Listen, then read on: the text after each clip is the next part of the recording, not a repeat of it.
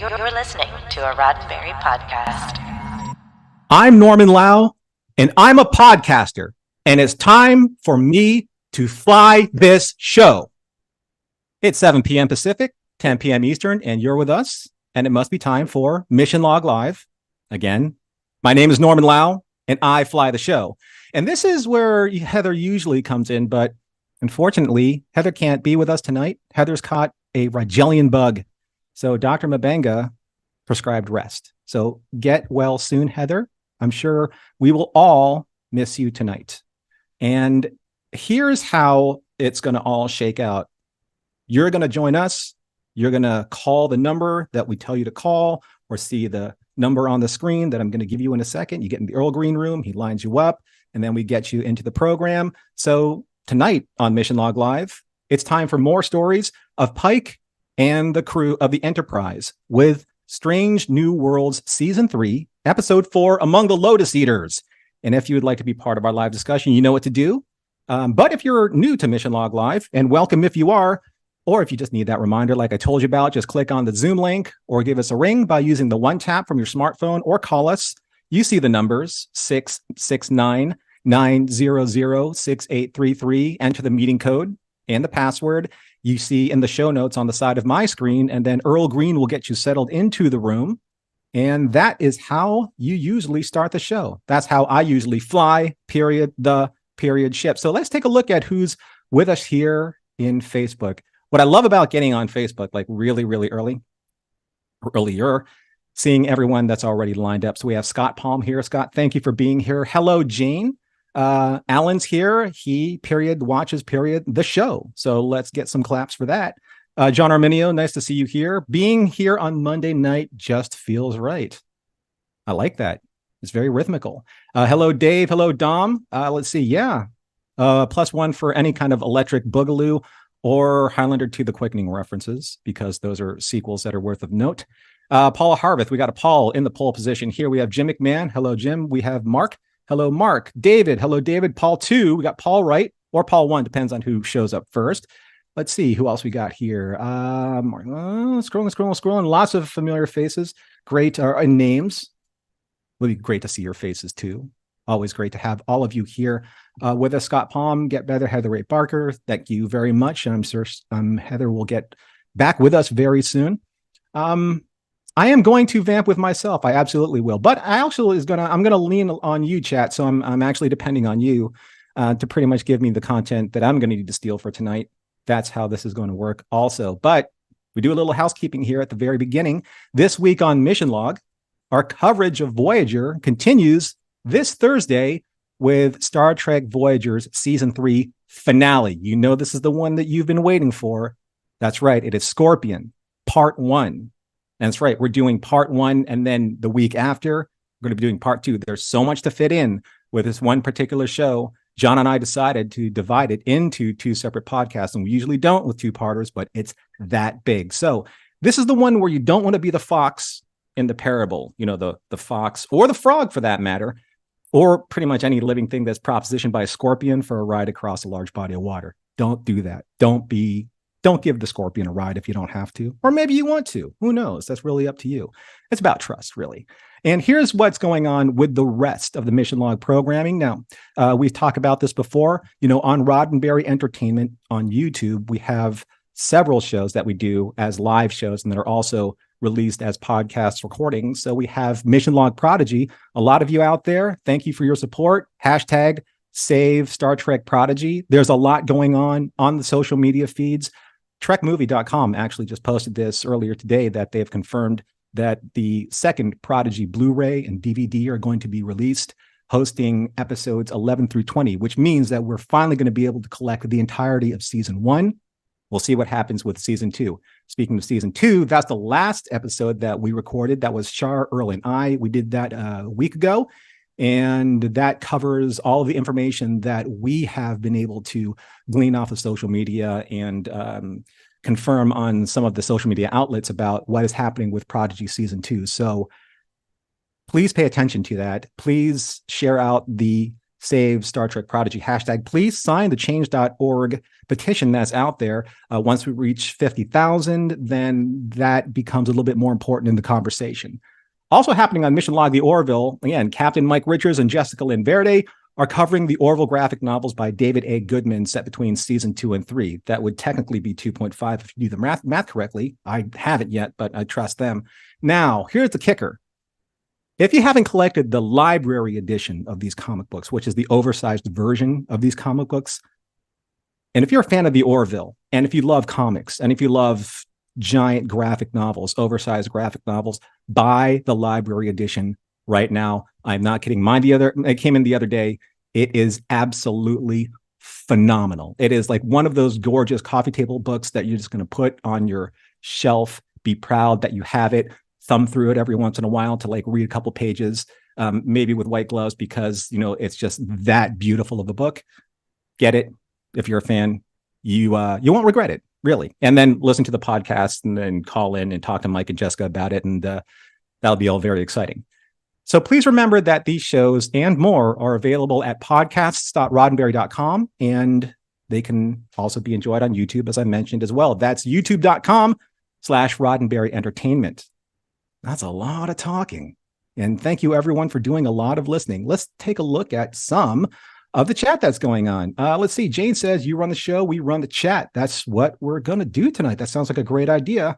Aaron says, no Lotus eating in this episode. I'm not exactly sure what you're talking about. I'm not even exactly sure what show I'm on anymore.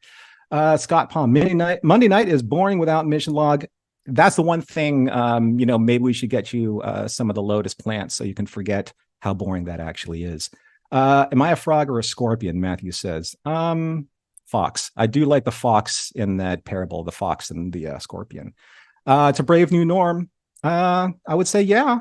I mean, it's better than being a terrified old norm, which happens sometimes. Let's see. Cooley is here. Thank you for being here. And Captain Mike is in the chat. Let's see. Matthew says, went digital with my Orville graphic novels. Well, you know what? You can do them both. You know, it's always nice to have a coffee table book on the coffee table if you have a coffee table. All right, enough of my yammering. I'm going to take a sip of this wonderful tea that I'm sipping from my Janeway-esque teacup. And we're going to get into the recap for Star Trek Strange New Worlds, Season 2, Episode 4, Among the Lotus Eaters, written by Kirsten Beyer and Davey Perez, directed by Eduardo Sanchez, recap by Heather Barker. Thank you, Heather, for doing this. I'm so sorry that you weren't able to actually read your own recap because you put a lot of work into that, and I thank you for it. Here we go. While the starships Enterprise and Cayuga chart a new binary system on a joint mission, Captains Pike and Battelle try to fit in a little couple's time. Pike is deep into preparing his mother's special recipe when Battelle enters his quarters bearing a gift of her own, an Opelian mariner's keystone, an ancient talisman meant to guide lost sailors home. Before Pike can share his gratitude, the two are interrupted by a transmission. Battelle has lost a promotion to Commodore. Apparently, Judge Advocate Pasalk is punishing Battelle for her role in Una's trial and perhaps even her relationship with Pike. Worried that he's hurting her career, Pike suggests the two pull it back, which is not well received. After Battelle makes her exit, Una calls Pike on comms. Command has sent a sensitive communication, and it's about Rigel 7. In Pike's ready room, Una reminds us of the crew's previous experience on Rigel 7. 5 years ago, the Enterprise was on a routine exploratory mission when they discovered the Kalar, a Bronze Age society organized in a caste system with a warrior class and a secretive ruling class. Their mission ended after only 4 hours with an emergency evacuation after the crew was ambushed and 3 crew members killed. Spock's injuries were life-threatening, which means they needed to get off the planet and to the Vega colony. While scans can't penetrate Rigel 7's atmosphere, long-range photography picked up images of a Starfleet Delta symbol in the hedges of the castle. The crew must return to the planet to remove any cultural contamination in an undercover recon operation, including a doctor this time. But Pike implies M'Benga is there for more than his medical knowledge. After the room clears, Una remains to ask Chris why his girlfriend's ship departed so quickly. Pike confirms the breakup, and Una calls him on his tendency to push people away. She likes Battelle, and she likes Battelle for Chris, but it's all too complicated for Captain Pike, and we know how captains tend to be committed to their ships and crews rarely settling down. Conversation turns back to Rigel 7, and the two ponder what went wrong. Una suggests the two rescue themselves, but Pike is intent on cleaning up the mess the Enterprise left 5 years ago. In a personal log, Ortegas is excited to be part of the landing party for once, but Spock shows up to ruin her day. Ortegas' piloting skills will be needed to manually fly the Enterprise through the debris field, leaving Pike, M'Benga, and La'an to visit Rigel 7. On the planet, Pike reveals that he brought La'an and M'Benga along for their combat skills. Aside from archaic Starfleet tech, 3D printed by Spock, just kidding, they won't be contaminating the planet further. The three set out with La'an's ears ringing. She's also feeling lightheaded, but it's the 6-hour time lock for La'an that's most concerning. They reach the castle at night, and La'an has a migraine by then, where they are met by castle guards, and now M'Benga's ears are ringing.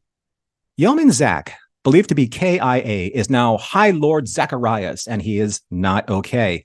He didn't send a message. His people adopted the Delta as his symbol, and the gardener went wild. Pike wants to help, but Zach refuses. He's a king, and he looks forward to watching the crew suffer as he did for so many years. Back on the Enterprise, Uhura's ears are ringing, and she's lost the past 2 hours. Una sends her to sickbay, where Chapel's never seen anything like this, but is assured she can keep the symptoms under control, until Spock sends 6 more crew members her way. Pike and crew awake in a cage on Rigel 7, remembering nothing. A servant befriends them on their way to do forced labor. He tries to be reassuring, speaking of totems and being in the moment, but the landing party is skeptical. The servant explains that innate learned behaviors like walking and talking are safe, but memories of who people are and where they came from disappear during the forgetting overnight. Pike and La'an aren't cool with the situation and eventually fight back, leading to another life-threatening injury, this time for La'an. In sickbay, Chapel explains to Una how explicit memory lost information and facts, while implicit memory, procedures recalled by instinct or emotion, remain intact. But Una's ears are ringing and she's starting to forget. Una and Spock agree to move the ship away from the planet and its exotic radiation. There's pushback from Ortegas, but we're reminded that she flies the ship. La'an is suffering on the planet, and the servant Luke encourages Spike and M'Benga to let her go. He's got the totem in his hut and is assured of the order of things. The Palace Kalar do the remembering, so the servants don't have to. But Pike won't let another crew member die. Luke finally agrees to help, and Pike embraces his moment. He's going to the palace to get their memories back. Before he leaves, Luke and Pike have a moment. Luke doesn't want his memories. He can't handle the pain of knowing. While Pike is drawn to the keystone Batel gifted him. It's his emotional connection to her calling him home. Spock and Ortegas have forgotten who they are, and Spock lost his ability to read. Overtaken by fear, Ortegas interacts with the ship's computer to return to the safety of her quarters, where she collapses with the anxiety of it all. Miss Enterprise suggests that Ortegas has plotted a course and reminds her who she is. She's Erica Ortegas, alpha-shipped pilot of the USS Enterprise. She flies the ship, and Ortegas digs deep into her reserve of confidence to get back to the bridge. Zach and Pike battle in the castle. Pike becomes increasingly aggressive before Zach reveals that a box of memories is a myth, and that an ore that made the castle protects the inhabitants from the radiation of the asteroid in its orbit. Pike comes close to killing Zach with a phaser gun, and Zach reminds him that the planet changes people. Disturbingly, Pike remarks that it shows us who we really are. He commits to bringing Zach home, but the fallen king's fate belongs with Starfleet. Luke's memories are revealed, and he admits that he's better knowing. Pike's medallion reminds him he needs to get home, and Ortegas reveals that the crew is back to normal. In order to help the people of Rigel 7, the crew moves the asteroid away from the planet, and Pike apologizes to Batel, who agrees their relationship isn't easy, but she's willing to try again. The end. Nice recap, Heather. Thank you for that. Appreciate it. And like all other recaps, very dense, lots of things to talk about. And speaking of things to talk about, we have lots of callers lined up to talk about all the things we need to talk about. But before we do that, I want to get into something that probably one of my bigger points that I'd like to discuss, put out to our callers, also to put out to the chat. And it's kind of a morals, meanings, messages, but it's more of like a message that I've seen throughout the course of Star Trek in general. And it is, everyone deserves joy in life, even a captain. Here's the question. Is the isolationist captain trope in Star Trek the recurring theme. Why do we only really see like the series heads, like the captains, suffer from this dynamic?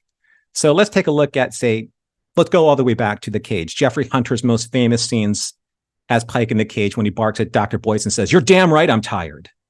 He's tired about being responsible for the lives on his ship.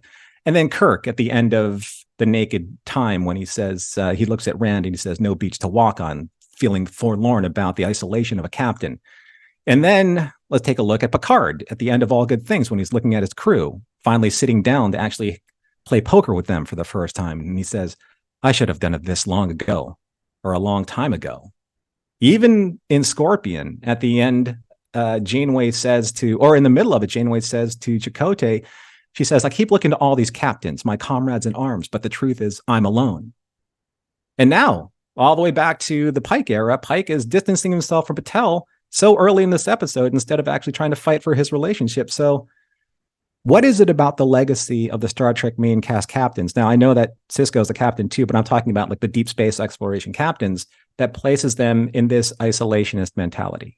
And I want to kind of like have, everyone out there kind of like marinate with that question before we get into the topics that our caller is going to bring up. And speaking of which, we have our first caller. And dude, I love your background, Chris. And first of all, everyone applaud Chris. He's got matching shirt and matching headphones. That kind of fashion statement is not to be understated. So what's happening, Chris? Hey, good to see you, man. Yes, we're all matched up today. Yeah, you are. Very special night. It's Monday night, always a special night. But yeah, I like this. I think as a quote unquote generic Star Trek episode, it is good. It's got a fun premise. It's got some nice moments. Mm-hmm. I think as the quote unquote Ortegas episode, it leaves a lot to be desired. Which I think, yeah.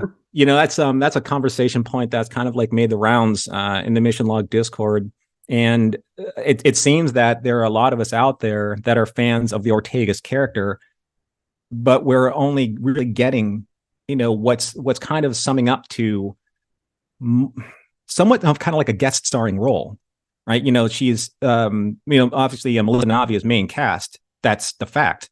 But we're getting less than main cast time with her and less than main cast quality writing. So even though this is probably the bulk of most of what she's been given on screen, it's not the greatest. Let's be honest. Yeah, and it's also, I think, like, not to discount this week, because even like her big moment, right? I fly the ship. That's great, and that plays really well. But it also doesn't tell us anything new about her. We knew she was confident. We knew that she flew the ship, It's one of those things that, like, when I get a Spotlight episode, like in Strange New Worlds, I want to learn something new or go a little deeper, and we still haven't gotten that. So I'm hopeful for later this year. But yeah, this week was... Yeah. Where do you think... So we've seen some previews, and we're seeing a little bit more of her. Do you think that she's going to get her due, or do you think she's going to get relegated to, say, where some of the secondary cast, and I say that very respectfully, I'd love to be the secondary cast on the main cast of a Star Trek series, but I just feel sometimes that the writers haven't really just got their finger on the pulse of this character. They probably had a great concept for this character, but they haven't really been able to give Ortegas her voice. And I'm just wondering if that's going to come. And if it's going to come, is it going to come too late? There also has been discussion about, and I brought this up, and I've been trying to defend my position on Discord about, her boredom line in her personal log. And I will say that I think that her boredom, for me, I'm interpreting it more as she feels maybe underutilized as the pilot. The ship can fly itself aside from when it can't. So I just feel like there's almost kind of a fourth wall being broken where Melissa Navia as Ortegas and as herself saying, "Please use me more on this show." And do you get that sometimes? I could see that. Yeah, that's an interesting interpretation. I was kind of skimming the long discussion you guys were having the other day about the boredom. So after this episode, I went back and I watched the trailer for season 2. Because I was like, I remember her being in the trailer, and there's one shot where it's her in a shuttle with Pike and two or three other people, and they're all in like tactical gear. And it's like when she like does the dive bomb and like pulls up. So Yeah. I'm based on that alone. I'm like, I think maybe that'll be the Ortegas episode we want, where like maybe we're gonna dive into what did she do in the war? How does she feel about the war? You know, Right. because to go back to your thing with the boredom, like we don't know enough about her to like know where this like emotion slots in. Like it Mhm. doesn't provide us with enough context. So yeah, I'm hopeful that later this year we'll get whatever that episode is with her in the shuttle and the tactical gear, and it'll be good. Yeah, and I hope it's, again, it's meaningful as opposed to kind of like the I want to say this in a way where I think it feels contextually right, but sometimes the way that they write her, it's essentially like a podcaster saying or It's a space filler, it's a silence filler, and it doesn't really do anything except for bridge one sentence to another sentence. And I want better for her because I think that she deserves better because she's a very interesting character just with the stuff that we've been given. So hopefully that changes. I got one more point for you to hear to share with us, and we're going to get on to our next caller. Yeah, I will just say, sort of circling back to your captain thing. Mm-hmm. I think part of why they do that is, at least if you're thinking in terms of romantic relationships, right? The captain is not supposed to date, his underlings, and that's kind of what we're getting with Pike Mattel, right? He says like there's a limited pool of people, who understand what we go through, and I think that's maybe sort of where they're coming from. Is it's hard to talk about these things, and you get it a little with Pike, like he can talk to Una about it, but this idea that you are sort of, it is imposed on you by the job, is that you do a very difficult job that not many other people do. So I think there may be some of that. That being said, I do like Pike and Mattel. I like Melanie Scrofano from Winona Earp. Right. Very charming and very bright, and I like her chemistry with Anson. But yeah. Yeah, we'll see how that shapes up. I love it's kind of like the episode is bookended with these two like 30-minute kind of like details, like in the first 30, like the first 30 minutes, they're not supposed to be bothered. And in the last 30 minutes when they're, reconciled, they're not supposed to be bothered. So I just thought that was a nice little detail of writing. I do like Patel a lot as a character, again, from what we've been given. It'll be interesting to see like where we go from here, if Pike can, again, juggle that in his life. And maybe, again, we're just seeing this whole relenting of I'm the captain, I'm supposed to be alone and distanced. I'm like, I'm not sure. I don't think I agree with that. But that's we'll see what the chat has to say about that, or maybe our next caller may have something to say about that. So thanks, Chris. Always great to have you here. Appreciate you calling in, and dude, nice job with the color coding with your wardrobe this week. All right. Thanks, buddy. We'll chat to you later. And we have John Arminio up as the next caller. What's happening, my man?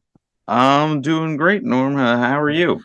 I'm good. It's interesting flying solo, but these things happen. Right now, it's like I've been hearing like stories, just people picking up this here, people picking up this there. I'm just getting over kind of like almost a 6 or 7 week bout with bronchitis. So people out there, be careful. I'm not WHO, but I am concerned for all of my friends' healths out there. So please be careful. If you need to do what you need to do, mask, isolate yourself, make sure that you get plenty of rest, eat well, rest well, that kind of thing. If you can, please do it. Because especially with the smoke cloud that has covered North America once or twice in the last couple of weeks, making everything worse. Yeah, that's not really good at all. Hey, I have something for you though, because I know that you kind of pay attention to this kind of detail the way that I do. So Pike says in this episode that aside from the archaic technology that Spock has provided for them, they'll be okay because they have, and listen to me when I say this, folks, subdural universal translators. That is a thing that was said. I'm like, all right, that's a thing. And now it goes forward with everything that I know about Star Trek communications. Subdural universal translators. Yeah. The more you drill down on universal translators, the more difficult it is to sort of go along with that logic. Because like if you're communicating with the Romulans, say, like they have universal translators, you have universal translators, you know how that technology works. But if you're communicating with a pre-warp civilization and it's still translating your language, it conceivably wouldn't also mask your lip movements. Oh, I know. To change your to change how your face is moving when you're communicating, or let alone, like if like a Swedish person went to Italy Mhm. to try and go undercover, you would have to change your body language because Northern Europeans do not communicate with much body language. Me being Italian, as you can tell from my hands, we use our bodies in conjunction with our speech. So you would need to know that in order to communicate within that society. So Right. it's better if they had just like not mentioned that and just kind of assume that we know that have universal translator and just let us, run along with the plot. Yeah, it's just I make mention of communicator either consistencies or inconsistencies when I do stuff like Voyager, especially when I do stuff like Voyager. But when I heard that, I'm like, okay, it's a thing now. Yeah. Dom says in the chat, goes, they'd still notice, like you said, he goes, they'd still notice a gap in their lips. And where's the speaker? I wanted to say something here for Jane, because Jane says I missed the title reference of the Lotus Eaters. And for people who don't get the reference, and I don't want to sound like I'm speaking down to anyone by being a little pedantic about this, but for those who need a literary refreshing, the title of this episode references Homer's epic poem, The Odyssey, and the island of the Lotus Eaters, where a race of people living on an island dominated by the lotus tree, whose fruits and flowers were the primary food on the island and were a narcotic, causing the inhabitants to sleep in peaceful apathy. After they ate the lotus, they would forget their home and loved ones and long to stay with their fellow lotus eaters, and those who ate the plant never cared to leave the island. Just kind of like the memory loss here with losing the pain. So it's not so much they ate something, it's they became so apathetic with the loss of the pain of their memories that they just didn't care about really anything else anymore, and even leaving. So it's kind of like this side of paradise, right? When the spores basically took over everyone in the Enterprise and gave them like this universal peace until Kirk got so mad that he actually broke the spores' hold on him. This is the original series. Anyway, I'm completely like talking over your time, John. So I know that you have way more important things to talk about than what I'm saying. Speaking of the Odyssey, to go back to your question about a captain and having a right to happiness, I think there is a trope in literature going back to Homer of a sea captain being a lone figure on a mission and denying their own happiness. Now, Odysseus did have an affair with a nymph, I think, on his way home, but there were several instances of him sort of making a show of his own sort of moral fortitude and his own pain, whereas his crew was more indulgent in their own vices. And I think if you skip forward a couple thousand years to something like Moby Dick, where Ahab very pointedly leaves his wife at home and rarely, if ever, sees her for the entire several decades of their marriage. So I think the lone sea captain never having fulfilling personal life is a trope that I'm going to assume Gene Roddenberry carried that over into Star Trek, and we've sort of grandfathered that in through Pike and Kirk and Picard, and et cetera. Well, I mean, I haven't really read up my Horatio Hornblower, but I'm sure that, I know that Gene Roddenberry said that he kind of like he took the pattern of that captain and then put that onto Pike, and then subsequently put that. I mean, he wrote what he knew. So it's just one of those kind of.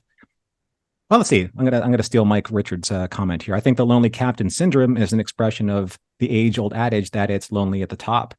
Yeah. Or specifically when you're in that leadership position, when you have to put the best interest of your people ahead of yourself. And I totally agree with that. But I think that maybe, sometimes in Star Trek, those are leaned on maybe a little too quickly or too easily. Mm-hmm. But, again, that's just, you're seeing it. It's interesting that you're seeing it repeated as a theme going all the way back to a series that's like a refresh or like emulating what the original series was all about. So just something that, it just struck me as being interesting. You're a fan of The Cage. I think Yes. there are, as original series fans are. Did you notice that in The Cage, that the scene where they beam down to Talos 4 and then they walk up to the blue singing plant, Spock the entire time is limping. Yes, I do remember that. Yeah.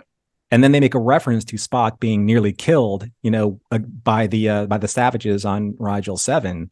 Mm-hmm. So I'm wondering if that was, a callback to why Leonard Nimoy was limping in The Cage.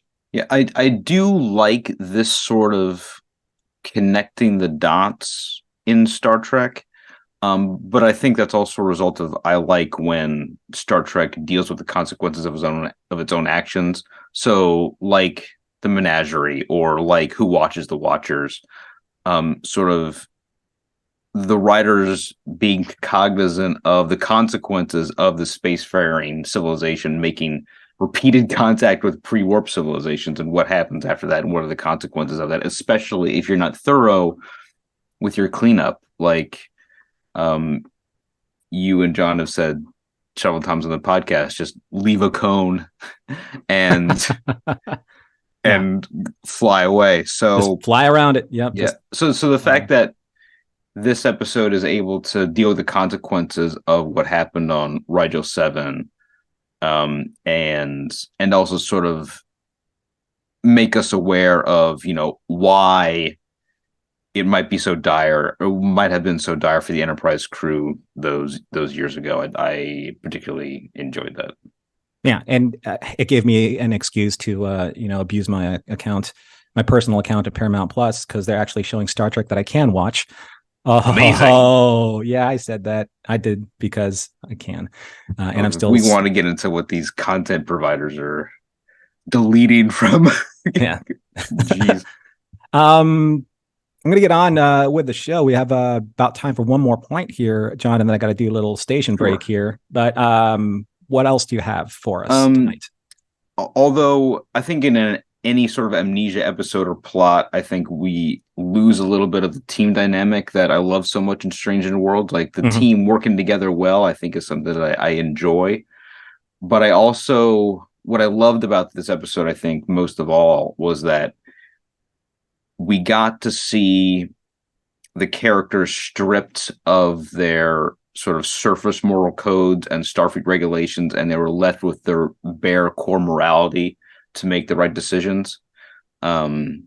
So like when Spock believed Ortegas that she could do it, despite logic telling him otherwise, or just some of the decisions of friendship that we saw on the planet, that those are probably the highlights of the episode for me. Yeah, I'm glad you brought that up, because before we go, I want to read something that Heather wrote about something similar to that. So Heather said, Rigel 7, the Kalar. Okay, revisiting some history from The Cage, Enterprise needs to clean up its own mess. This mess is cleaned up by bringing Zach back to Starfleet and moving the asteroid. We know there's a castle, Hutt's a field, but what else? Are these people going to be okay?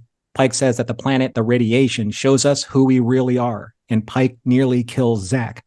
So are they saying Pike is really full of rage and murder beneath the Boy Scout visage? Because that has been removed and stripped away from him. And I think that scene shows how relying on pure emotion and instinct is also not the way to go, because I think that's also part of what Zach's downfall was. He let his despair get to him without his support system to help him. So are you saying that it's harder for a barbarian to act as a civilized man than a civilized man than to act as a barbarian? Well, I don't think... how that is a deep philosophical question, Norm. I don't know if I have time to answer that before the break. Go all the way back to Mirror. It's a good one. That's a mirror one. We'll ruminate on that later. Thanks, John, for your questions, man. I appreciate you calling in always.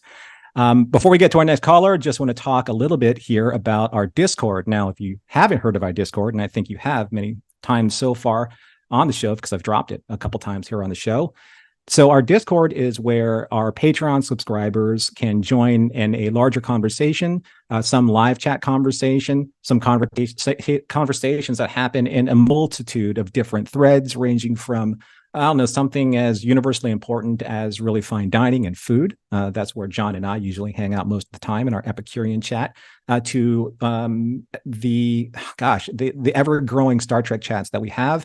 The chats that cover everything from all different types of science fiction, to modeling, to our wonderful Kon-Tiki and convention chat. So if you have not taken a look at patreon.com/missionlog and you like hearing what we do, please take a look there. Please try and support us as you can.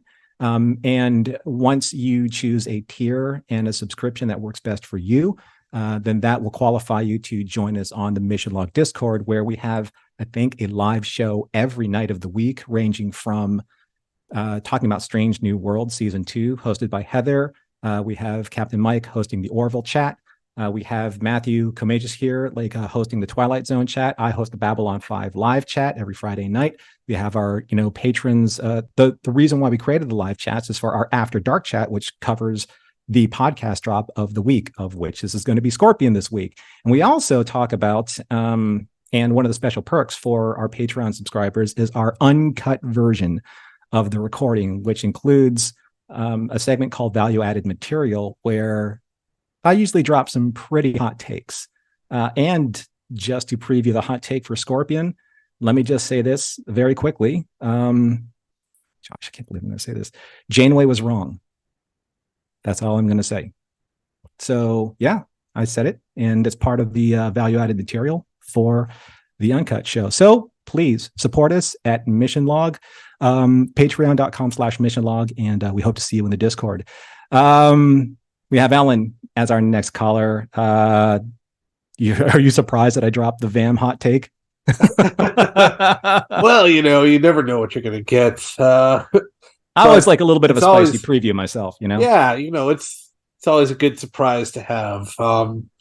But yes, I see, Norman, that you are also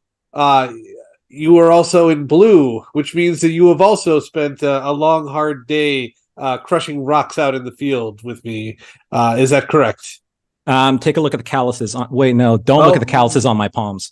Yeah, no, I'm a fellow soft-fingered person, so yeah.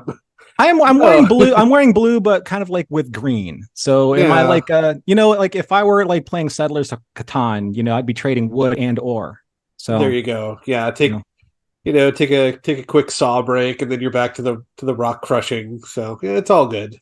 Right. Like memory loss. If for one thing it inspires less idle time, I guess. Yeah. Yeah. But how did you feel about this episode as it's been placed in the first 4 episodes? Well, I think as far as the first 4 episodes go, I would probably peg this as number 4 in terms of, ranking. Although, I mean, what's your 4th best? The 4th best ice cream flavor is still ice cream. So, I mean, fair. It's good. It's enjoyable. I liked a lot of the acting moments. I liked a lot of the callback moments. Ethan does a thing at the very end when Ortegas is flying the ship, where he's the only thing that moves are his eyes, and it's the best take that I've seen in any episode probably this season. So I mean, there's a lot of good stuff in there. Well, that's a very Nimoy Spock trait. Yes. Just the eye movement. Like his whole body could be as still as a plank. Yes. But just his eyes move. Yeah. But yeah, that was a wonderful moment. And there's a lot of interesting stuff to chew on. I don't know, episode 2 and episode 3 I don't know, felt a little bit more impactful in terms of the storytelling. But again, this was good. This was solid. Loved, enjoyed it. Liked a lot of what it had to say. As far as the question that you posed earlier, I'll just say that, I think that heavy is the head that wears the crown. Kind of sums up my feelings about the captain and their sort of solitude. It is sort of a nice shorthand for the person with, the most responsibility on the ship has to be the most selfless in a way, or at least that's what they've presented to us. Whether that's true or not is something that maybe we're going to be exploring with Pike and Battelle, because I think that what Pike is doing, especially at the start of the episode, is I think there's sort of a reflexive, oh, I'm going to protect you moment. I'm going to protect you from the trouble that I'm causing for you by pushing you away. And that's not necessarily his place to do. Mm-hmm. He has to, that's him sort of imposing his values or his judgment on her, and that's not necessarily fair. So I don't know. Yeah. No, I mean that's a good point. And I was kind of hoping for like a Battelle reaction, like I didn't ask you to, nor that's I did, or that's not something that it's part of this conversation that you and I have, or this relationship that you and I have. There's I like the line that she said was difficult is not impossible. Mm-hmm. So Yep. she is willing to embrace the difficulty of it, and I'm just wondering why he wouldn't be. Yeah, and it's strange because one of the things that I feel like they're pushing with Pike is, oddly, that he's kind of got to live in the moment, like what Luke down on the planet seems to be pushing for him in a weird way, because he does kind of have this outstanding destiny that he knows his fate. He knows what's going to happen to him. So all he has is the present moment in a certain point of view. Yeah. Here's a question. Here's the question that it kind of made me scratch my head a little bit. It's because I know that they wrote Ortegas in a very kind of haphazard way in this episode for me. So if Pike could fly the shuttle all along, then where was Ortega supposed to fit into this equation? Because she's supposed to be the pilot. So if she's not going to pilot the ship, why don't they get another pilot for the shuttle? That's a very interesting question. It's just one of those things where I'm like, okay, look, I understand that they wrote it so that they could show that she was disappointed, that she was underappreciated, that she's there and she was supposed to go and get a little bit of a different flavor during the course of her day. But he's a pilot, and he says, I'm a test pilot, so yeah, I can still do this. So you know what I mean? Like, it just felt like she was an afterthought for the entire mission. Because, and here's something also that I wanted to bring up: La'an combat ready, M'Benga combat ready. We have seen that 3 out of 4 episodes so far. That's something that they're hitting on. Right. So I'm just wondering where they're going with that, and especially with, again, this guy is a doctor. And he said something along the lines of, doctors love being tasked for a mission because of their combat skills. And he said that really sarcastically. I'm just like, yeah. Yeah, it's like, I can do that. That doesn't necessarily mean that that's kind of where my headspace is or what I want to do. I wonder if the original plan was where, dang it, I forget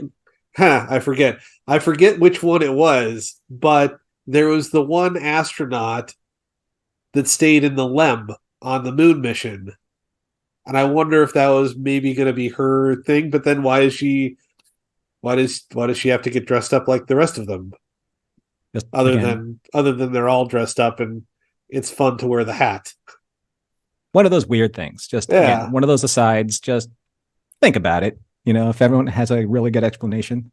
Dan says because this was Pike's destiny on the way to the cage, plot armor. No, I get that, but I think I think the writers can write a little bit better than that. Again, why not just get another pilot who's not on duty? That's all I'm saying. We're gonna get to Sherry in a second. I just want to see if you have anything else to say about the episode, Alan. Oh, sure. Well, while we were in the green room waiting, it was mentioned that it might be time for another song, and I wasn't really planning on anything, but give me a couple minutes, and here we go. All right. I fly the ship where all our memories are healed. I fly the ship through that big asteroid field. I fly the ship, although the Vulcan asks why. I am Ortegas, and I fly the ship. Rounds of applause, everyone, for Alan Manilow. Love. Well done, Alan. There you go. Man of many talents, and singing is definitely one of them. So thanks so much, buddy. Great to have you here on the show again. Yeah. And we will see you next time. Good deal. Yeah, we'll catch you. We'll catch you on the flip side. All righty, buddy. Bye-bye. Next up, we have Sherry with a very apt background, but it's weird. It's kind of like, I love the background, but you're subliminally blocking out Ortegas. So is that it? But I think that's what this episode did. So. I see your art imitates life, right? Art imitates life, and this is your art form right now. So yeah. So that being said, have you been following along the conversations of how disappointed a lot of people have been, with the way that Ortegas hasn't been really given to us as a character yet?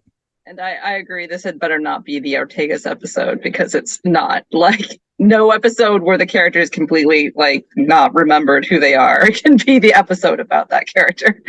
Yeah, it's a weird thing with the two most interesting episodes so far about Ortegas's character hasn't really showcased Ortegas. And it's been Quality of Mercy, where she was basically aped the Styles character from the original Balance of Terror.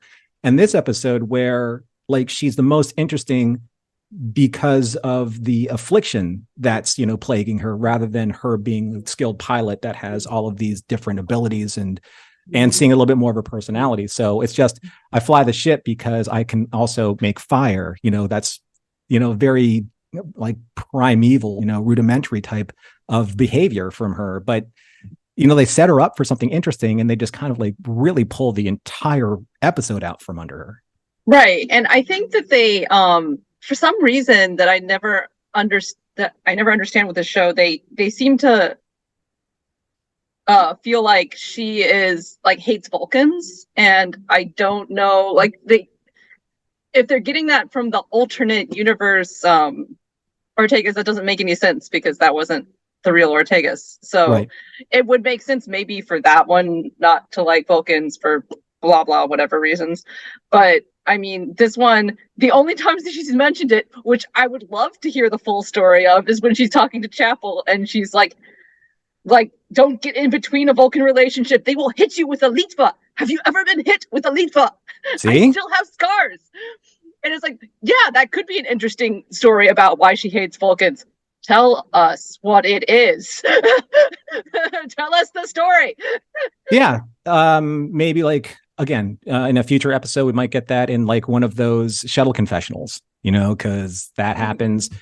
Or just, I don't know, earn it over dribs and drabs, from here and there. I mean, so let's see.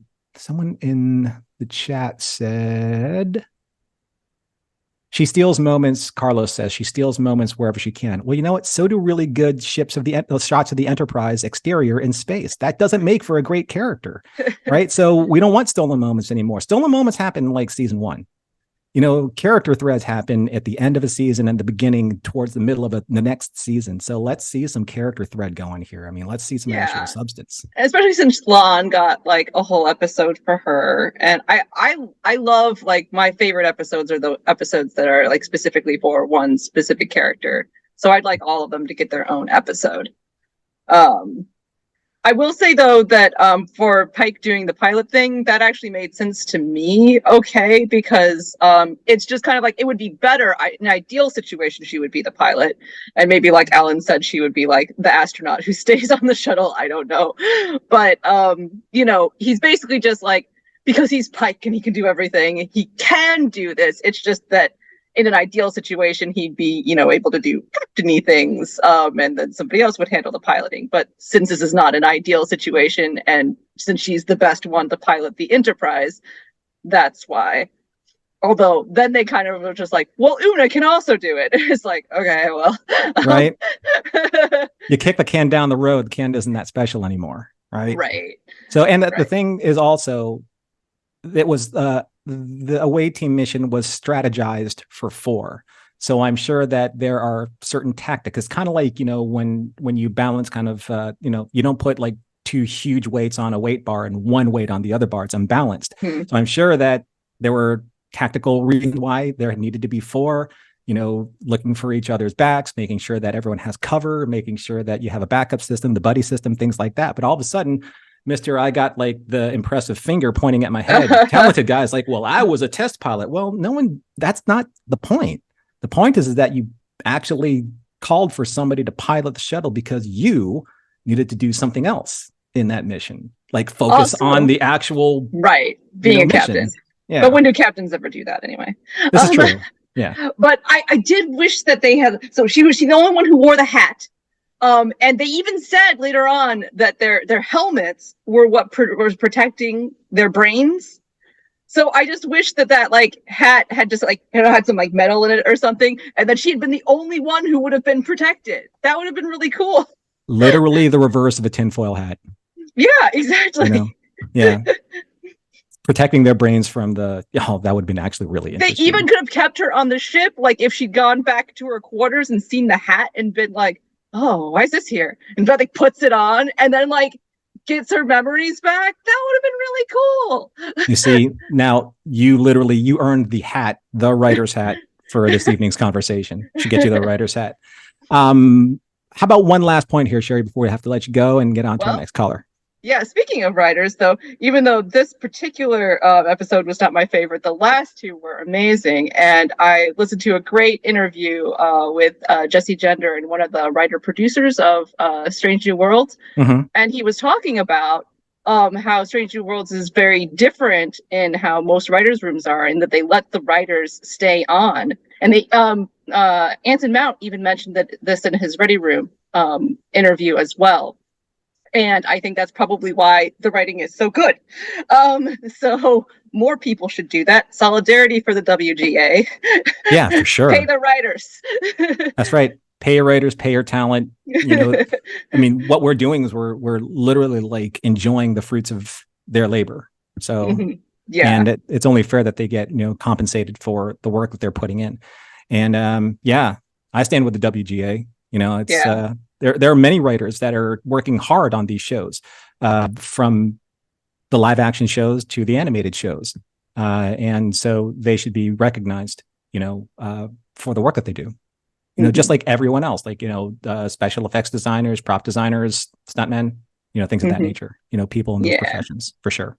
Thanks, Sherry, for calling in. I appreciate your perspectives on things, and see you next time. Okay. Good seeing you, Norm. Have a good night. You too. All right. Bye. And we have Lou. Lou, what's happening, Lou?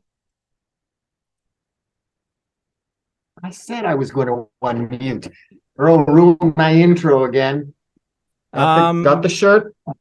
I'm pretty sure that you're in charge of your own mute, so you kind of ruined your own info. Well, I was unmuting myself, and then he said to unmute me. So anyway, I should point out I've been having some technical difficulties the last couple of weeks. I'm on a laptop that could be older than you, and it's very, very slow speed. I could wink out at any minute, and I did not hear the sound for the first 20 minutes. So anything that I say might be, shall we say, a rerun.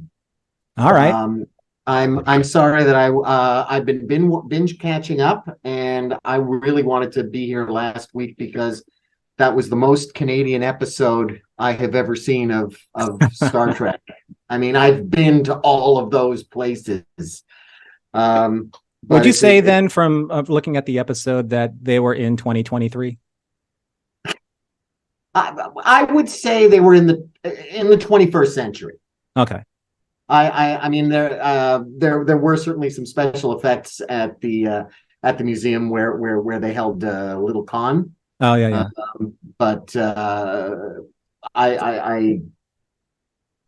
I think that they did very little CGI or extra effects. I mean, they certainly put different messages at Dundas Square, but like I'm there once or twice a week, and I just thought, what show am I watching? Are they filming down the street?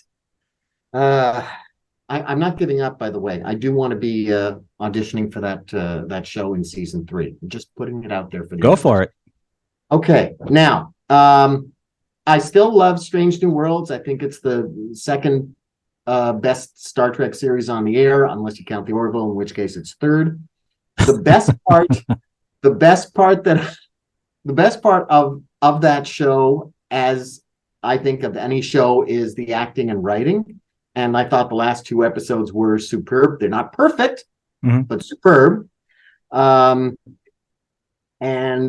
by on the flip side, the worst part is when they just blow up a character. This has bugged me since the beginning, and this is why I hate prequels, as you know, because you've already established what this character is about. I mean, they've stayed true to Pike for the most part, but they've given Uhura and Chapel and M'Benga just character aspects that have no business being in there. I don't know where M'Benga fought or why, because as a doctor, you are trained to save lives and not take them. Right. I mean, I've seen each episode once. I haven't seen a specific reference as to where he and Lon, and I don't know if they trained together or were in the same war or whatever, but I get her side. I don't get his side. That makes me nervous, especially when I see some triggers that I swear to God, I feel like he could snap at any minute. And that's not the temperament that you want in your doctor. I'm sorry. Yeah, no, I mean, those are really, really great points and observations. And we're seeing kind of like a lot of that build up. We didn't see a lot of, I don't think any of that really in 1, but with the Broken Circle and him going into, let's use genetically modified steroids to enhance our strength and become these soldiers again. Because it's not like it's the first time. And it actually, Chapel really said, do you always keep that on you? And he said, yes. And you're like, wow. Okay. So many unanswered questions. And they're supposed to be isolated more or less standalone isolated episodes.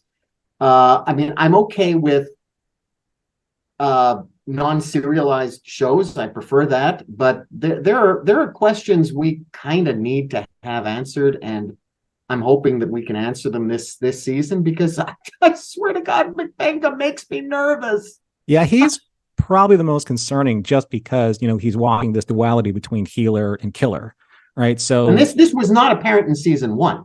I did not see any evidence of that. No, I don't think it was. And I don't really remember that at all. It's like it really started off with when he saw La'an, and then he did that hand gesture, like kind of doing the Eye of Ra. And she did the same thing. And then she did it again in this episode. For those of us not familiar, explain the Eye of Ra. The Egyptian Eye of Ra, or let me put it in these terms, the cover of the Alan Parsons Project, Eye in the Sky.